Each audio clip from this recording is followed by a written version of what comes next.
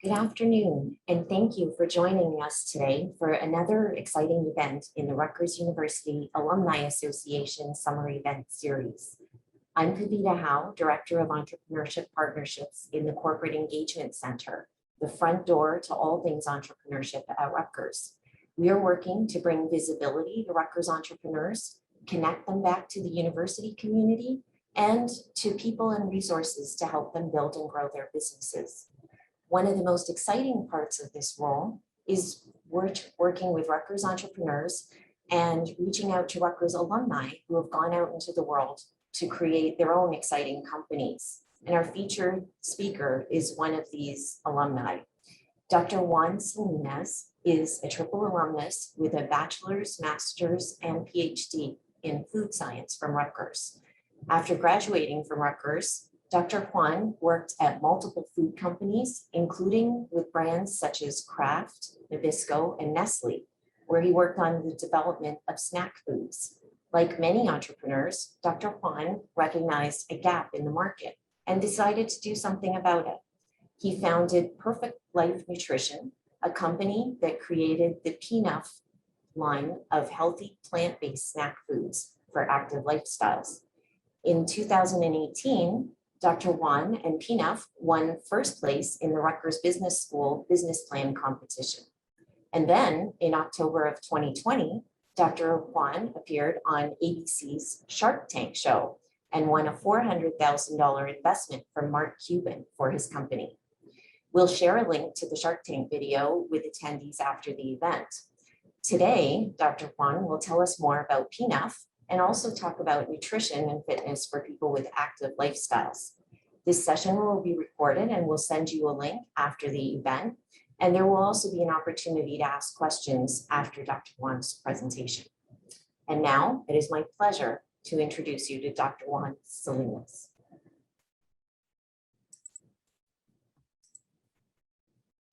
Hello, hi everybody. My name is Dr. Juan. Thank you, Pavita, for the introduction. I'm always very happy to participate in any Rutgers event. So I thank all of you at Rutgers for the invitation. So yeah, I'm really excited today because we're going to talk about one of my favorite subjects, which is nutrition, and specifically for active lifestyles. So this really means all of us, unless we're always on the couch and just being a couch potato all day long. This will apply to you. So hopefully you'll get a lot out of it. And at the end of the presentation, there's going to be information about how to contact me. So if there's any questions after we're done, I'll be happy to answer any questions afterwards as well. So I'm gonna start by sharing my presentation.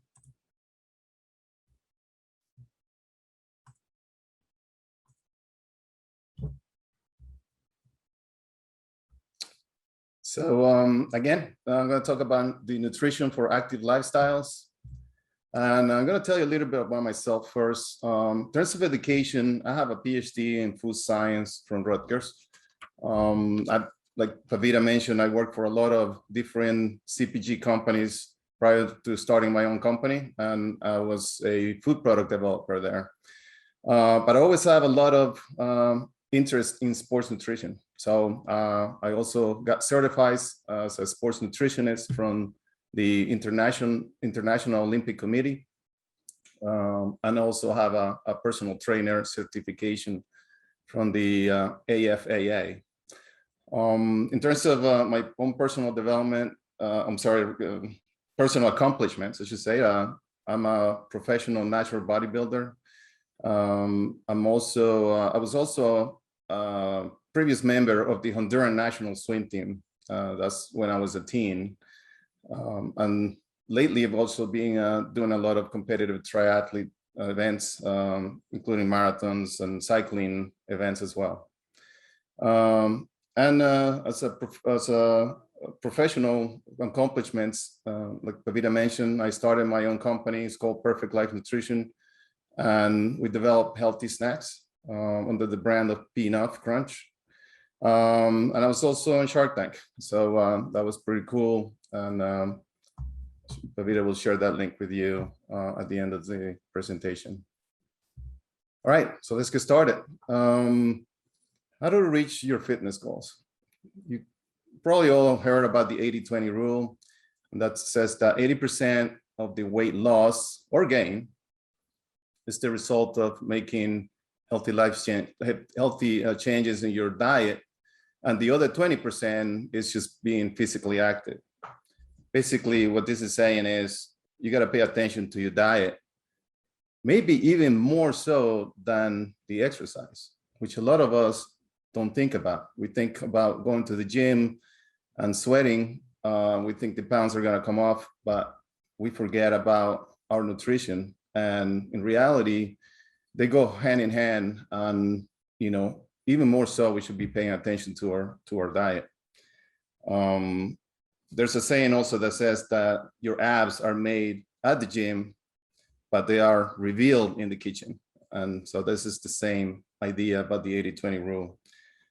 It baffles me that, up to 7 years ago, even NFL teams didn't have nutritionists and staff, sports nutritionists and staff.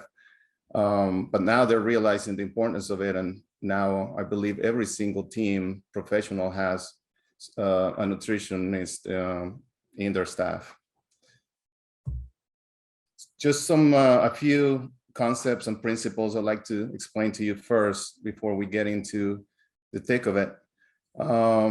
And it's about maximizing your workout results and your nutrition results. The first principle is about the energy balance. Probably heard about this. And that's the principle that says that there is a balance between the energy that you put in, and these are the calories that you consume basically by eating, minus the energy that you put out. And this is basically the energy you spend by exercising or, basically being yourself. When you're sleeping and breathing, you're actually spending energy. So if your energy is equal, your energy in is equal to your energy out, then you're going to be in complete balance. What that means is that your weight will stay the same. So if you start eating more than what your balance is, then you're going to start gaining weight. And if you start eating less than what is your balance, then you're going to start to lose weight. So in general, thermodynamics tells us that 3,500 calories is equal to 1 pound of body weight. So in other words, if we want to lose a pound of body weight, then we need to cut down 500 calories a day from your normal weight, your steady weight. So I hope that's understanding. And it's a pretty cool principle because it's the base for anything related to weight gain and weight loss. The next thing is about exercise. It's about the adaptation rule. And that is that rule that says that you need to push yourself basically in order for your body to get accustomed to that new load that you're putting into your muscles, and so that it adapts to it. And so the next time is able to handle the same load. This is how muscle grows. This is why muscle gets bigger when you work out. And of course, that there's different types of exercise. We're going to talk about aerobic versus anaerobic. Aerobic is, it's related to oxygen, more consumption of oxygen when you're exercising. This is when you're walking, running, doing some other kind of aerobic type of exercise. And weightlifting is the opposite. It's more of an anaerobic exercise, consumption of less oxygen,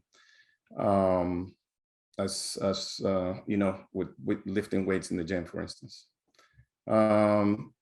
Metabolism is basically your energy expenditure through the day. We talk about having a high metabolism. You say, a lot of people say, hey, you have a high metabolism because you're skinny. Really what they're trying to say, hey, it seems like you could eat anything and you burn it off because your metabolism is very high. You're always spending energy. And there's a little bit of truth about that.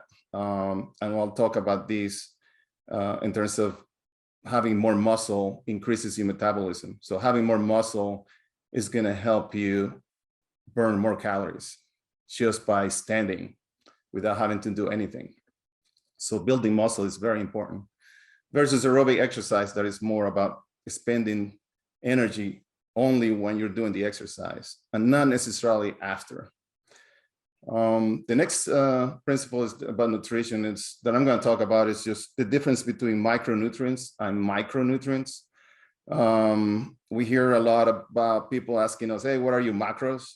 And really what they're referring to is, how much protein, carbs, and fat are you taking versus micronutrients. And this is the vitamins, the minerals, water. And lastly, timing.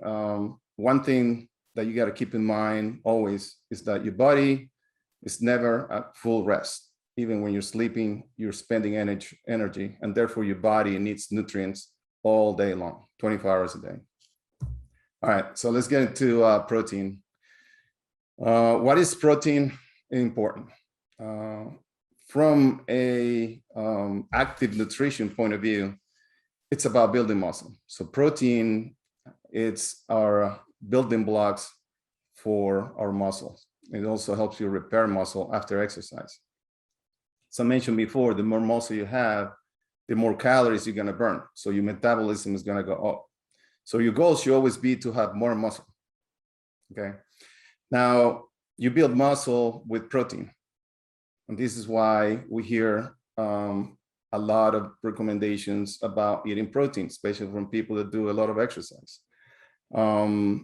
In terms of how much, we'll say that a sedentary person that basically is one that doesn't exercise as much, that will be about 0.4 grams per pound of body weight per day, versus somebody that is more active, like a bodybuilder, will need more of about, twice as much to 3 times as much as a sedentary person.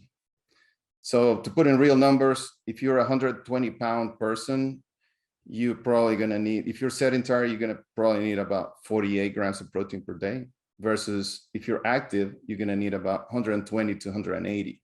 It's a big difference, right? Again, exercise requires protein in order to continue to build that muscle that you just worked out. There's these different types of protein. There's what we call complete versus incomplete protein. And a lot of vegans and plant-based diet, or people that are in plant-based diets understand this, that incomplete protein is one that doesn't have the 9 essential amino acids. These 9 essential amino acids are not created by the body, but you have to put them in through food. And some plant-based protein doesn't have all these 9 essential amino acids, or they're not at the levels that they should, that they are effective. So therefore, it's important to understand that, because with a lot of new plant-based products out there, it's important to understand if the protein that you're consuming is complete or incomplete. Because if it's incomplete, it will not build muscle. It will not build muscle. Okay.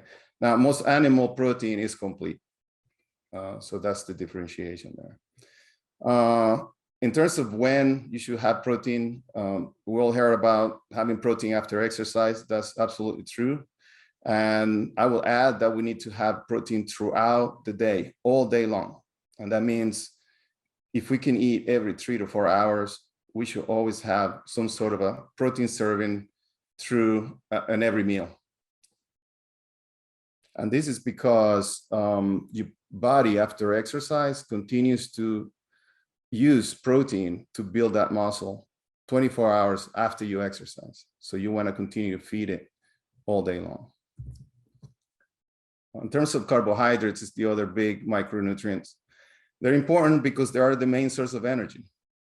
So the way it goes in terms of source of energy, the way it goes is first you start with carbohydrates. That's what the body wants to use the most. Then it goes to protein, and then it goes to fat. Okay, so carbohydrates are so important for energy. And your body stores that energy as glycogen. It stores it in the muscle, then it stores it in the liver, and then again as fat, which is not really available. But in the muscle, it's very quickly available. And then when it runs out of carbohydrate in the muscle, then it goes to the liver to obtain that energy from. How much carbohydrates do we need? That again, it all depends on whether you're sedentary or an athlete, if you're active. I would say that you need to have at least 50 to 300 grams a day. That's about 50 to 60% of your total macros, okay? But if you're exercising, obviously you're gonna need some more. If you're doing more than 1 hour of some sort of a cardio type of exercise, like if you're running a marathon, for instance, then after the hour, you should start intaking at least 60 grams of carbs per hour so that you don't hit the wall. Basically, that's what it's referred as hitting the wall, is that you run out of carbohydrates, you run out of energy, and you just like feel like you're dead. So by ingesting carbohydrates during the run, you're gonna keep feeding the muscle with energy, and 60 grams per hour is what's adequate. Carbohydrates after exercise are also important because after you exercise, you deplete it, and now you want to put it back into the muscle where you took it from. So the recommendation is about 0.4 grams per pound of body weight. Now, I'm sure a lot of people are asking, how much carbohydrates do I need in order to lose weight, for instance? And again, this depends on your body weight and whether you're male or female. But in general, you want to cut your carbs, to 0.15 to 0.5 grams per pound of body weight per day. Okay, so basically what that means is that if you are a 120 pound person, you probably want to be around 40 grams, 40 grams of carbs per day, which is very low. So this is to lose weight. Okay, this is not to maintain. To maintain, then you basically need a little more in the range of 500 to 300 grams per day. Now there's different types of carbs. There are simple carbs like sugar, and this is the bad carb that we call it, because it basically, if it doesn't get utilized by your body right away as energy, then it basically turns into fat. It raises your insulin, and then your body wants to turn it into storage energy, which is fat. Versus complex carbohydrates. These are carbohydrates that are slow digested in your gut. And because they're slowly digested, then they're providing energy consistently. And therefore you don't have that, raise in the insulin, and then it doesn't turn into fat. So in other words, you want to have more complex carbohydrate than you want sugar. And then fiber, also important, because fiber is a carbohydrate that not necessarily gives you calories because it doesn't get digested. So what happens is that if you consume fiber with sugar, then it slows down your digestion of that sugar. It almost like protects it from being consumed so quick and then turn into fat. So if you're going to have sugar, might as well have fiber with it to help you regulate that digestion of it, so that you don't turn all the sugar into fat, and instead it's used more as a slow digesting carbohydrate for energy. In terms of when you need to have carbohydrates, obviously all through the day, you want to have that storage of energy when you go to exercise, so that you feel like you have energy and you can go through your workout nicely. I'll say avoid it before you go to bed, maybe 2 hours before you go to bed, just because you don't want to just sit in there and eventually turning into fat if it's not being used. The third, micronutrients, fat. Why is it so important? In terms of nutrition for active people, to be honest, fat is probably the least important of them. It has a very important role in terms of providing the vitamins, carrying vitamins like A, D, E, and K, which are fat soluble, into your body, and they're good for cell growth. It's also, there's some certain fats that have omega-3 that are good for joints and arthritis, as well as heart disease. This goes as well with omega-6. stuff, oils that are found in like fish, for instance, or leafy greens like spinach. But in terms of nutrition for active lifestyles, you want to reduce as much fat as you can of your diet. So being about 15% of your total macros is totally fine. Make sure that you're consuming, of course, the good types of fat, which is the unsaturated with the omegas, instead of the saturated, which have been linked to, basically heart disease. In terms of the micronutrients, the most important for active nutrition is water and salt. My recommendation is to drink a gallon of water per day, to stay lean. The more water you drink, the more your body's going to try to excrete it as well. So there's a lot of people that think that if you drink a lot of water, then you're going to retain a lot of water. That's not the case. Your body actually wants to get rid of it, and therefore you start to look leaner. This is something that a lot of models use, a trick that a lot of models use, a few days before they go on a photo shoot to look leaner. They start drinking a lot of water, and then they start going to the bathroom a lot. And by the time they get to the shoot, they're looking very lean. Salt is a electrolyte, and so it's important for sports. Anyone who's exercising, I would say don't worry about it unless you have high blood pressure or kidney problems, in which case you want to keep it under 1,500 milligrams per day. But otherwise, it's a great electrolyte, and it's good for avoiding dehydration and cramps during exercise. If you don't know whether you get, if you're basically needing electrolytes, or you're a person that gets rid of electrolytes through the sweat, which is how your body excretes electrolytes out of you, is through sweat during exercise. One quick test is to basically wear something black when you're exercising, and you go through the sweating process, like you play and you sweat, and then notice if you have sweat marks that are white on your clothing. If you see the sweat marks white, that means that's salt that is being excreted out of your body. And then you're what they call it a salty sweater, which means that you are even more important to replenish those salt electrolytes after you exercise. In general, the average loss of water during exercise is 1 liter per hour, and you want to rehydrate by having about 1.5 times that amount after exercise to hydrate properly.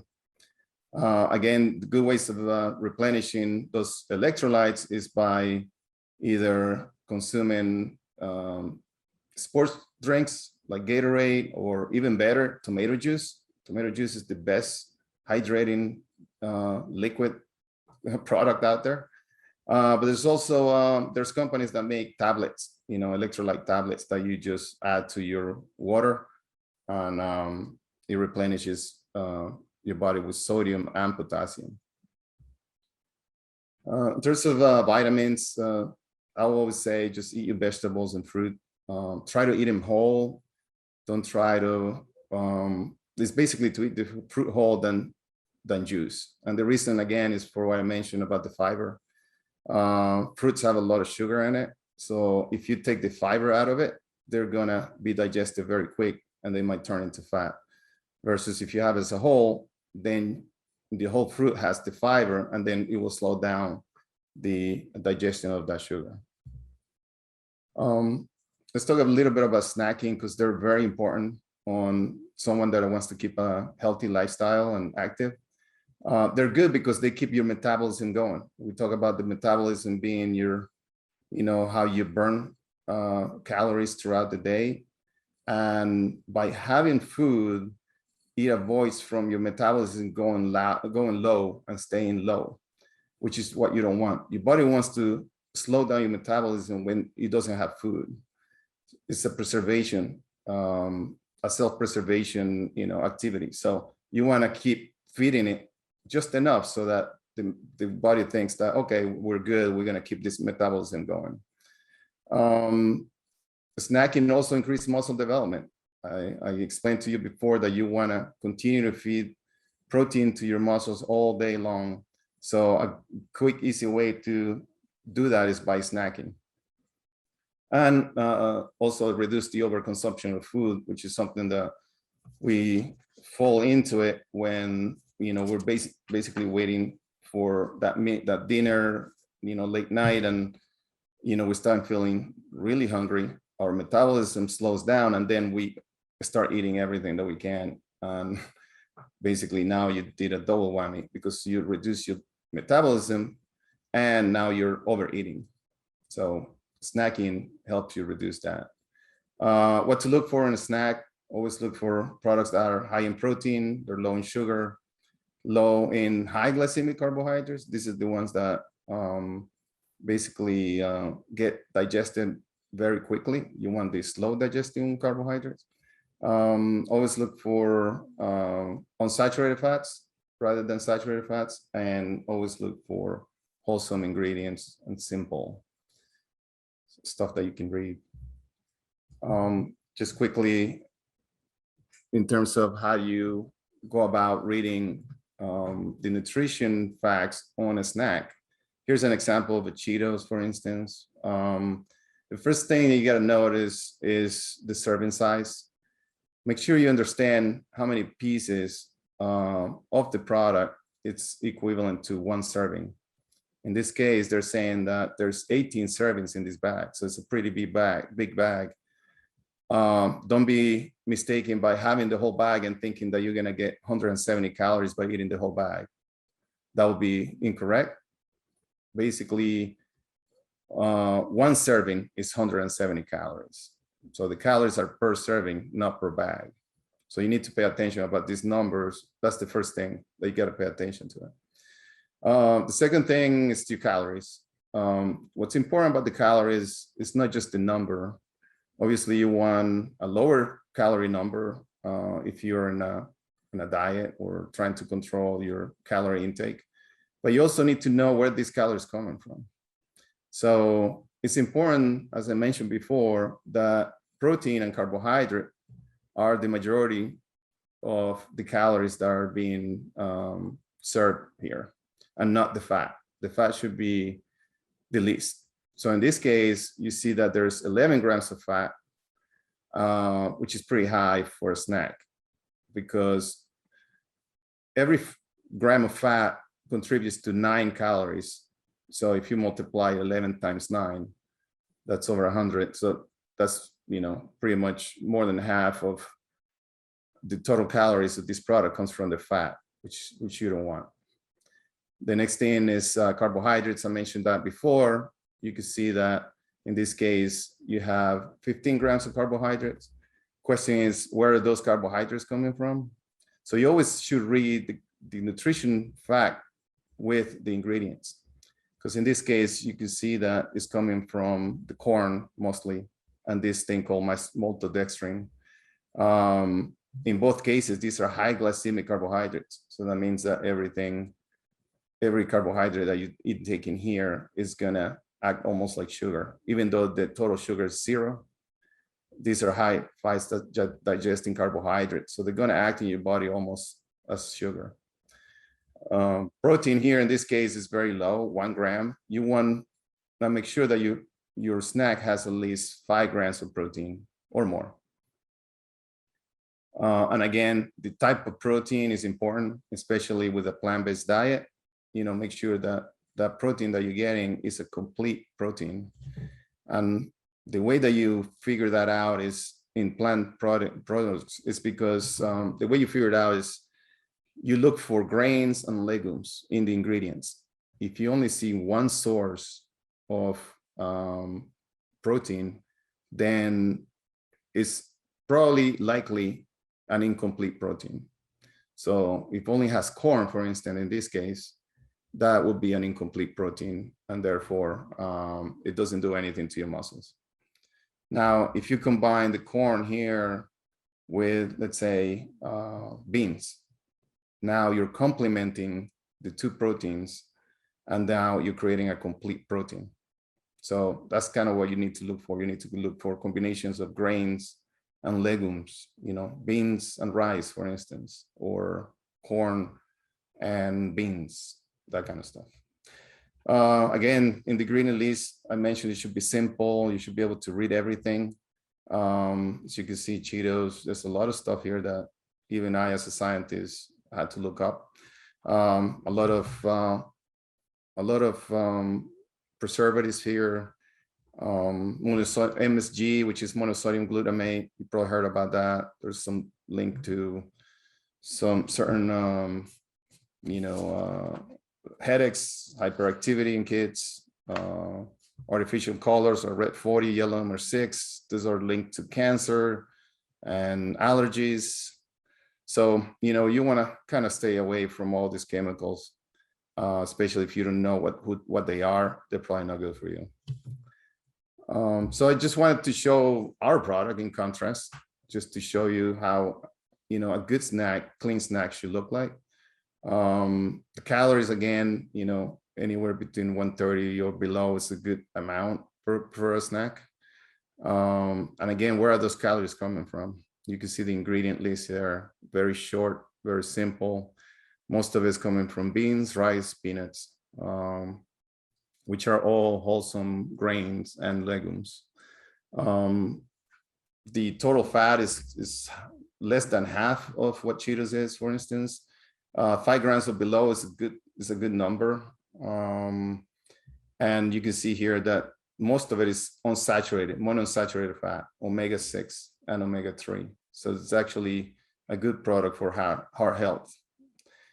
In terms of your carbs, that's the next thing you should look at.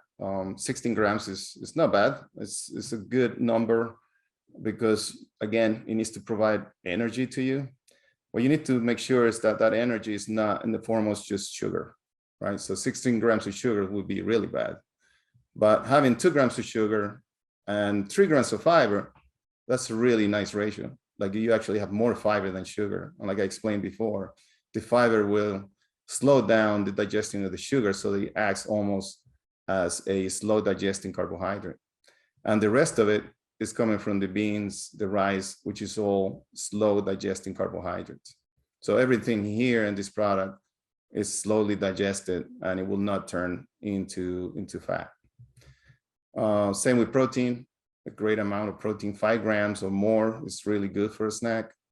And again, this is a plant-based product, but if you can see, there's a combination of beans and rice. So you have legumes and grains, and then you have peanuts and rice protein. So that whole combination makes it complete. So it is a really good protein for building muscle as well. Again, you just want to make sure that you understand every ingredient that goes into the product.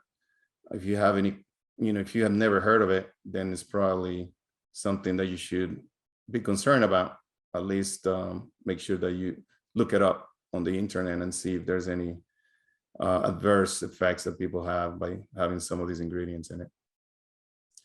So this is my last slide. I'm just kind of giving a little more information about our product. It's really great for active lifestyle, as you mentioned before, but because of the lower amount of sugar and the slow digesting carbohydrates, is also good for people with diabetes. It's also good for people that have gone through a bariatric surgery, because they require more protein with small amounts. It's been proven to be a low FODMAP. This is people that have issues with upset stomachs by consuming certain carbohydrates. So the carbohydrates in our product are good for that. Also doesn't cause acid reflux. It's good for the Mediterranean diet, which is based on grains and legumes. It's plant-based, and he's been shown to be good for introducing peanut to kids, provide more of an allergen boost on kids, so that they don't grow up having allergic reactions to peanuts.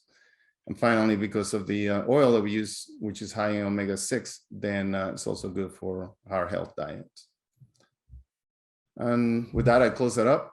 It's some information here about how to contact me. I think There's going to be another slide after the presentation too that will have my information in it.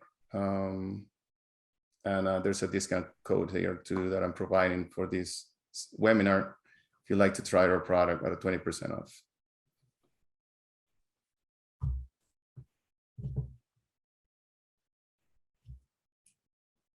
Thank you, Dr. Juan. That was great, very informative. And I'm sure everyone's wondering if they eat P-nuff snacks, will they look like you in those first few pictures? I'm guessing a lot more has gone into that. I highly recommend it. Okay, so everyone use that discount code. We did get a number of questions too. And so I know you touched on some of these points, but one question that comes up is just if you're trying to lose weight in a healthy way and do it quickly, what are some quick tips for that? How do you lose weight in a short period of time? Yeah, so I mean, I tell you, I've done bodybuilding for several years, and the way that I lose weight quickly, and to me that means within a month, is that it's all about your carbohydrates. So if you lower your carbohydrates to a level where you're providing enough energy for you to continue doing your daily activities and your exercise, but not more than that, then your pounds are going to start to drop. Yeah, so really lower your carbohydrates, keep your protein up because you want to continue keeping your muscle.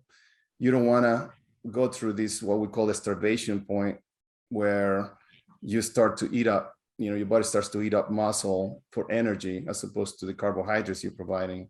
And then you start losing muscle. And then, obviously that's not what we want when we lose weight.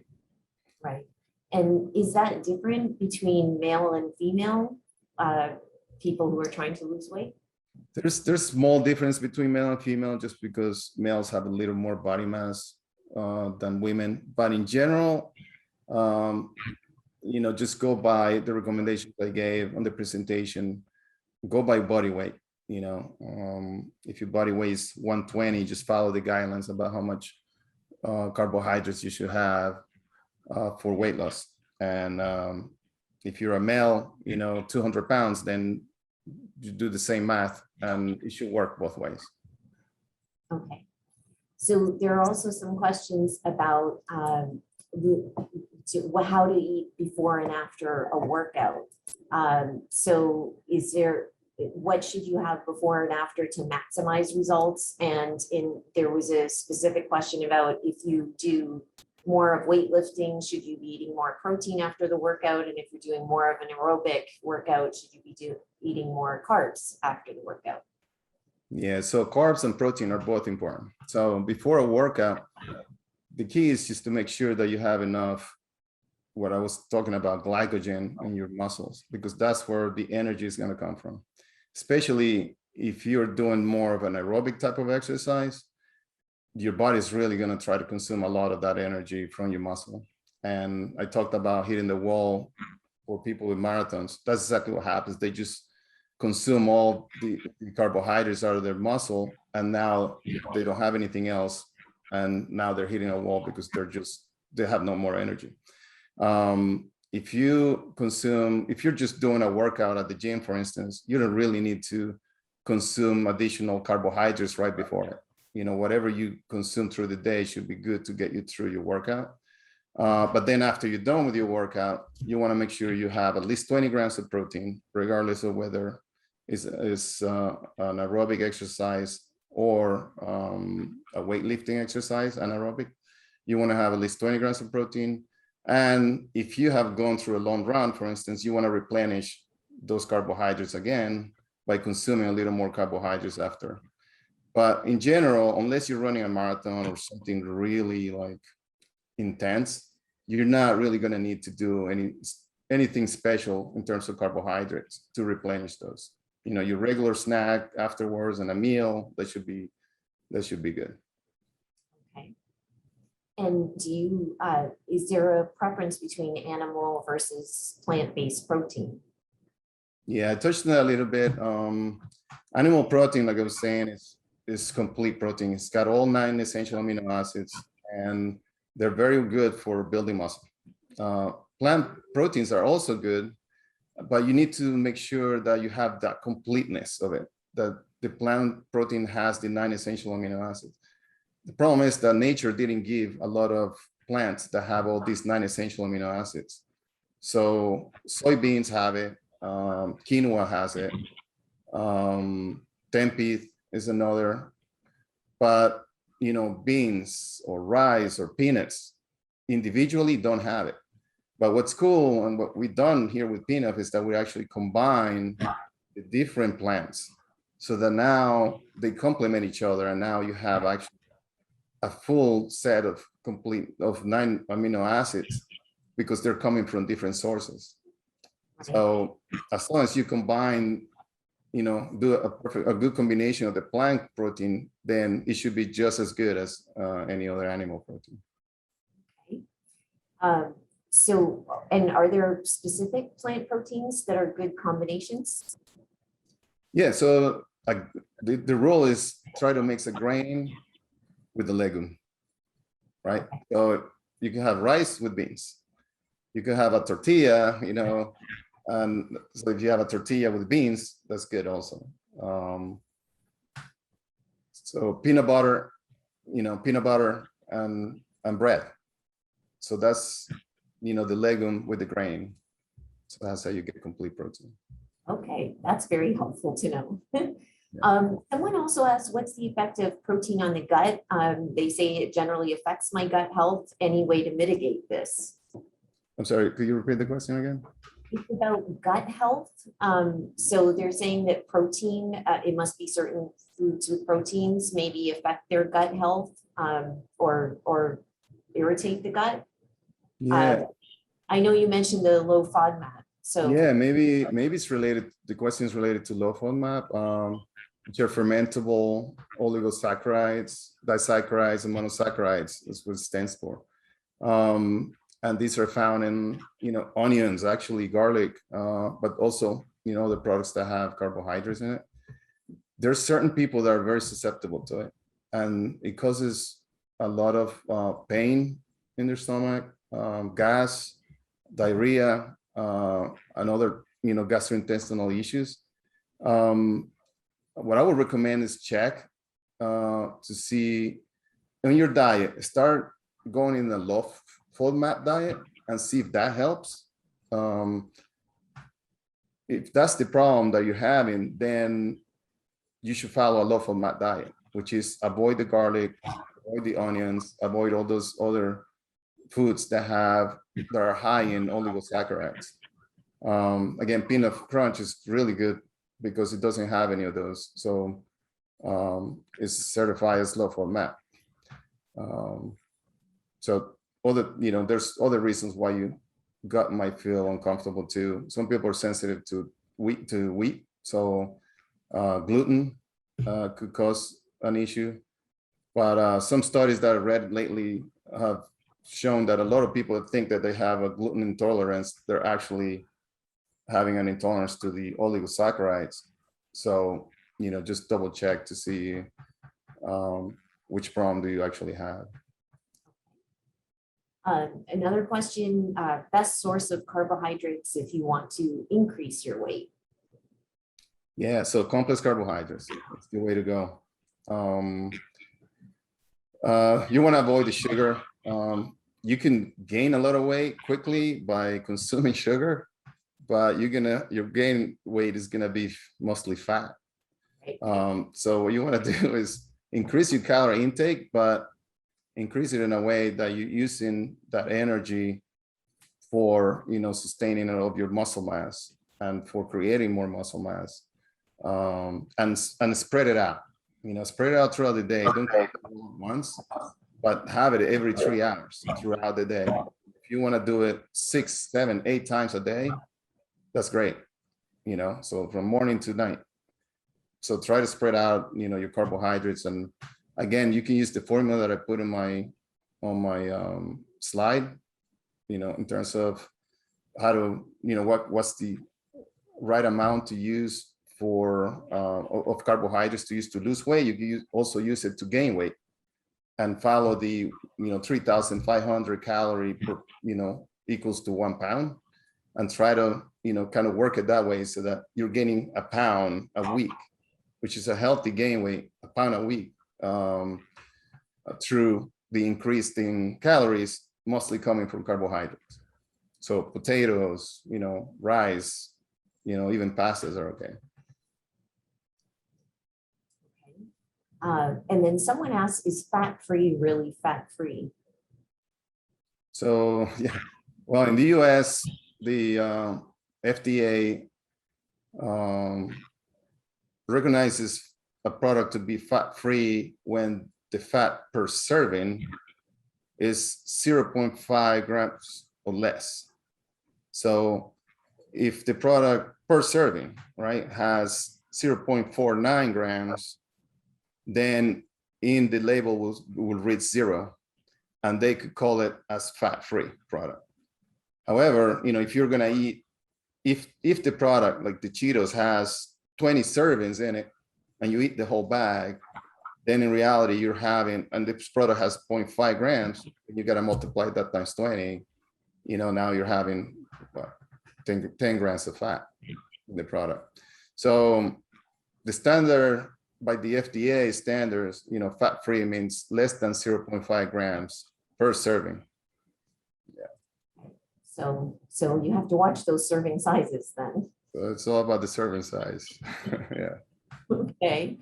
And then somebody asked, what are your thoughts on juicing fruits and vegetables? I know you talked about fiber being removed. So yeah, the cool thing about juicing is that you're concentrating, right? So you could put 10 apples into a juice, and that's now you're getting the vitamins and minerals from 10 apples, which is great.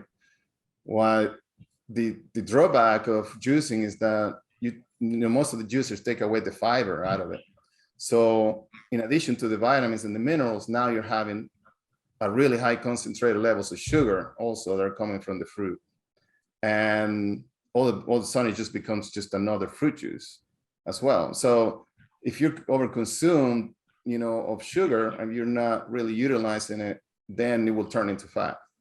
So for me, is I always say, if you're gonna juice, then see if you can add back the fiber to it, or just try to eat more whole foods rather than juicing. But there's an advantage of juicing in terms of concentration, and you'll get way more vitamins and minerals, in a glass than you would otherwise, because you will have to eat 10 apples to get the same amount. But for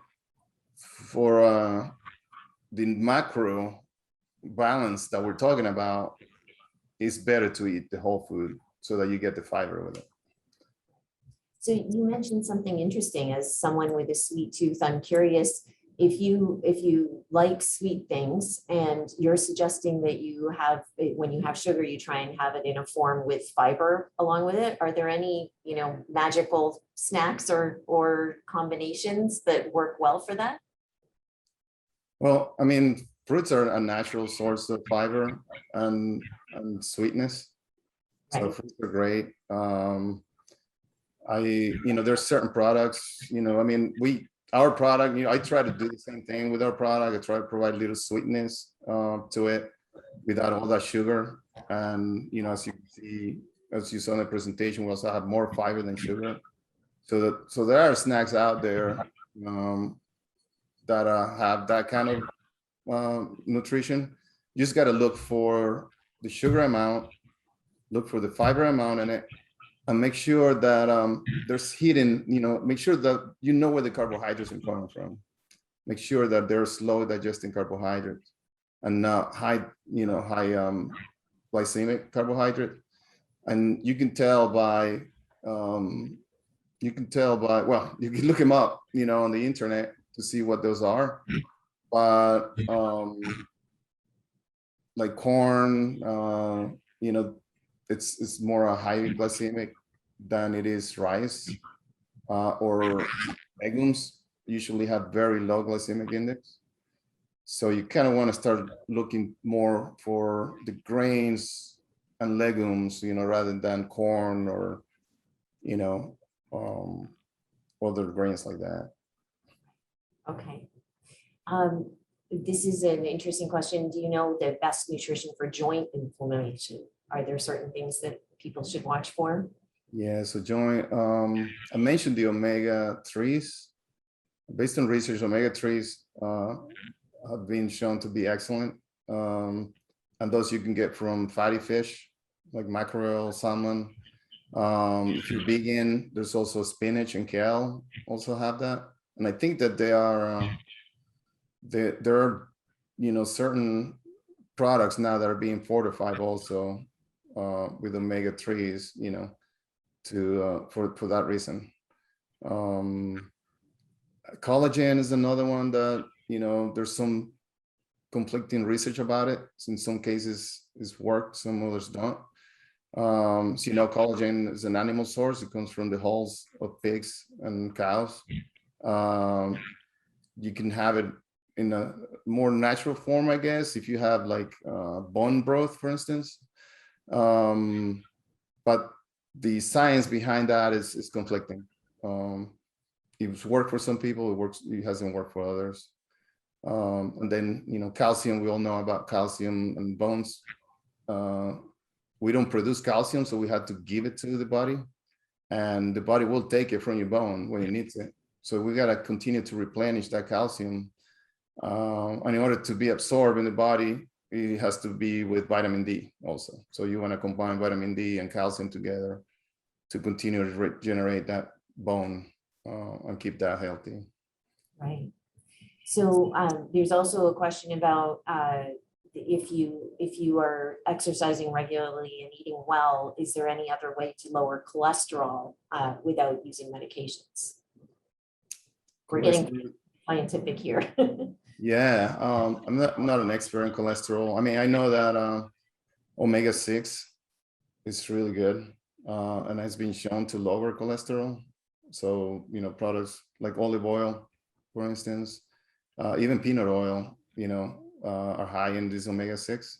And there have been studies that shown that cholesterol is reduced. I really don't have a lot of knowledge on the medical aspects of cholesterol, but that's something that I know. I've seen scientific reports on that. Okay.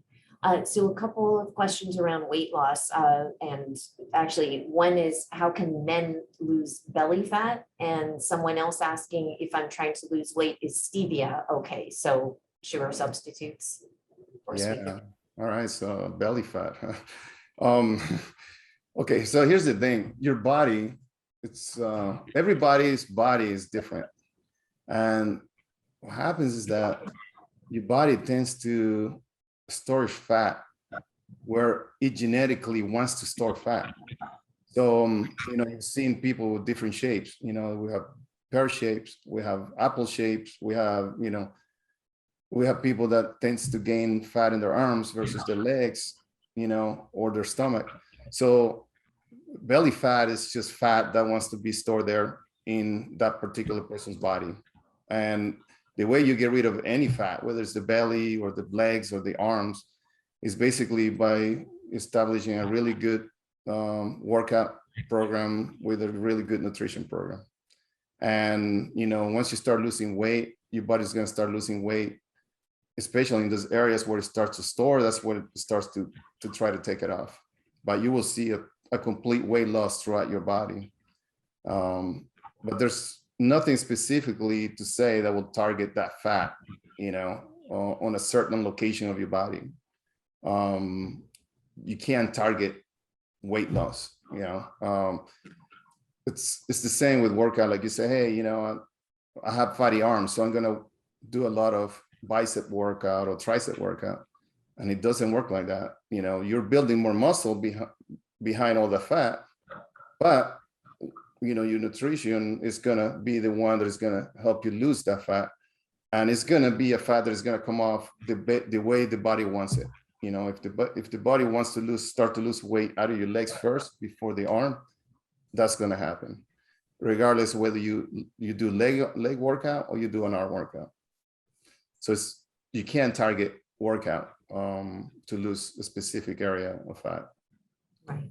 And the second question was around The sweeteners. Sweeteners, yeah. So, you know, from a caloric point of view, and I mentioned the balance, the caloric balance in and out, it's what is fine. Because stevia is a 0-calorie sweetener. And therefore it's providing 0 calories to that balance, you know, so I use it. I think it's better than the other sweeteners out there because it comes from natural sources.